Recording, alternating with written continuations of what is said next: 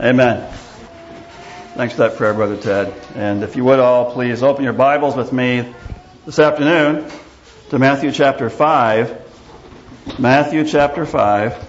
I've been planning and working on a message this week that's going to be part 3 in my series of messages on the war agenda of the deep state. However, this morning, a couple hours before we had to leave the house, I realized I could not finish the message today to the point where it's ready to present today. And so it's a very important message. I think I'm going to title Nazism American Style. But because I couldn't quite get that message ready for today, I actually do have another message I've been wanting to bring anyway, titled The Light of the World, which actually keys right off of Jade's first hour lesson. That was a great segue into this message. Before we get there, though, I do want to offer some comments on the Las Vegas shooting of last Sunday night. As House Speaker Paul Ryan said, last Monday we all woke up to the news of the mass shooting at the Las Vegas country music concert. I believe the official report remains that 58 people killed, over 500 wounded. There are some voices in the alternative media suggesting that questioning if there were any deaths at all or injuries, and saying that perhaps this may have been another staged incident, such as in the Sandy Hook shooting and the Boston Marathon bombing. Paul Craig Roberts actually even suggested that as well, that possibility. However, for the record, as with the Orlando nightclub shooting, where the daughter of one of the families assembled here with us today worked as a paramedic and was on the scene as one of the first responders, and who confirms the reports of the dead and wounded in that shooting. In this case also, we do have some inside info to relate and to confirm that this was a real shooting with many dead and many more wounded. One of our listeners, I sent y'all an email this week, forwarded his prayer request. One of our listeners who lives in Las Vegas, with whom I had exchanged several emails over the past 2 years, actually, and I've also exchanged emails with his pastor as well, so I know it's a credible source. I know the guy by email. But on Monday, I had exchanged emails with him on Sunday evening about a question that he had. We'd been conversing about a subject, and on Monday, I was still awaiting his response to an email when I heard the news, about the shooting, and so I sent him an email to ask him about the scene there in Las Vegas. And as it turns out, I didn't know this, but this young man, his dad works for the Las Vegas Police Department. He was on active duty Sunday night and was actually one of the first responders on the scene. And so here's this young man's first response. He says, "Last night was pure chaos. My dad works for Metro and was sent in while the shooter was still believed to be alive.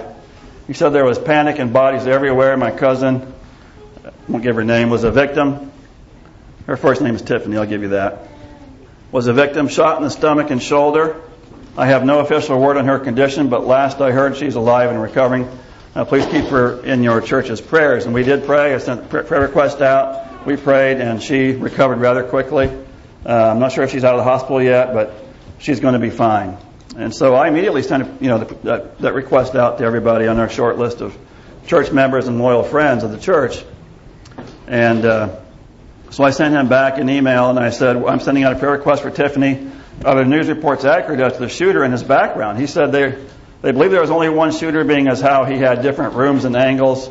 It seems possible for that to be the case. Countless witnesses say there were multiple shooters, but I believe that could be due to chaos and a ridiculous amount of ammunition the shooter had.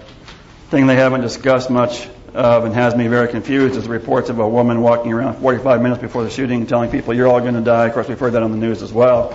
He confirmed that before we heard it on the news, by the way. My dad works for Metro and was one of the first responders. He said he knew who the shooter was long before the media said who it was, and that he believes there was only one shooter. Well, on Thursday, this young man sent me a picture of his cousin in her hospital room, and he wrote, "We were finally able to go visit my cousin in the hospital, and praise the Lord, she's doing well and in good spirits." He sent me the picture. He said, "This is my cousin in the hospital. I can't express how thankful I am for the prayers from everyone to see this girl smiling again." And so yesterday I wrote back to him and I said, some respected commentators are saying that the entire story of the LV shootings could be another theater hoax, as in Sandy Hook, Boston Marathon. I said, since your cousin was one of the wounded and your dad is on the police force, are you able to determine if the official numbers of casualties are in fact accurate? And his response was, I cannot say that with any certainty. He said, I have absolutely no belief whatsoever in the official story we are being given as far as this being the work of a single 60-plus-year-old man, which neither do I. But the casualties are another story. My dad will say the numbers are accurate, and he did call us well before the news started giving official counts. He told my mom, he was on the speakerphone, so I heard it, that he was being sent to the New York casino. At the time there were news reports there may have been a second shooter there. And then he said there was about 20 dead and 50 injured at that time. And we hadn't heard anything yet on the news. But don't say anything about it on Facebook or anything, he told them. At that time the news had said there were only 2 dead and 20 injured, and they had stuck with those numbers for a pretty long time. He went into more detail about his cousin. He said my cousin went into detail about seeing bodies and even some that were shot in the head. Angie Gomez was one of the first victims the news was reporting on in detail, and she is the daughter of a man who was friends with a man named Alan, who was a Christian man that attends my gym, and I talk to frequently. So this, confirms some of the news reports we're getting. He says, after seeing Tiffany in the hospital and seeing the overwhelming amount of people still there, it would be hard for me to say that 50 people dying wasn't a strong possibility, and I'm surprised there weren't more. Nonetheless, I did not see the bodies, and there are way too many discrepancies with the story. They're pushing for me to be able to believe much of it. But given that I can personally verify one of the dead victims, my dad was on the scene and says he did see dead bodies, and the number of wounded would make the number of casualties seem possible. So this was a real shooting. It really happened. It's not a fake news story. That confirms that. Whether or not this guy acted alone or if he even did the shooting at all, we were talking about that. Personally, I doubt this guy did it at all. I think that he was just a plant. He was a patsy. I think that there were two busted-out windows up there. I believe they probably had multiple shooters up there on the 32nd floor. Trained snipers, they would have had to have been, I think. But this whole thing is questionable. There are many details in the official story that make no sense whatsoever. I'm not going to go into that. That's not the purpose for this message.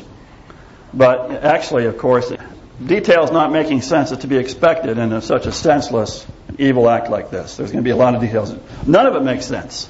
So, none of it makes sense. But what is without question is that this was a very convenient catalyst for the gun grabbers to begin work, as they've done on more gun control legislation. It's also, by the way, a very convenient distraction from other news that we should have been getting that we did not get, of the Trump administration's continued escapades in the Middle East that appear really to be designed to start a disastrous shooting war with not only Iran, but also with Russia and perhaps China as well. Those escapades, by the way, include the week before this shooting, there was an alleged ISIS attack in the middle of Syria 2 weeks ago. It was led by U.S. Special Ops forces, alleged to be an ISIS attack. And this was a raid, an attack on Syrian forces, and this raid also killed 3 very high-ranking Russian officers, 1 3-star general and 2 colonels. The Russians will note that the only way the attack could have come was that it was guided by a U.S. intelligence and actually led by U.S. Special Ops advisors. And by the way, at some point, Putin is going to figure out that he can't deal with Trump. I'm sure he's already figured that out, as he hoped he'd be able to. And Putin may well say, look, we're going to have to pull the trigger ourselves. This is just not going to work. Because we've got forces now that are surrounding Russia. And it just does not look good. So Trump is basically continuing exactly what we feared Clinton would do. And so, anyway, we'll come back to that next week. One article on this attack said, nominally the U.S. and Russia are both in Syria to fight the Islamic State.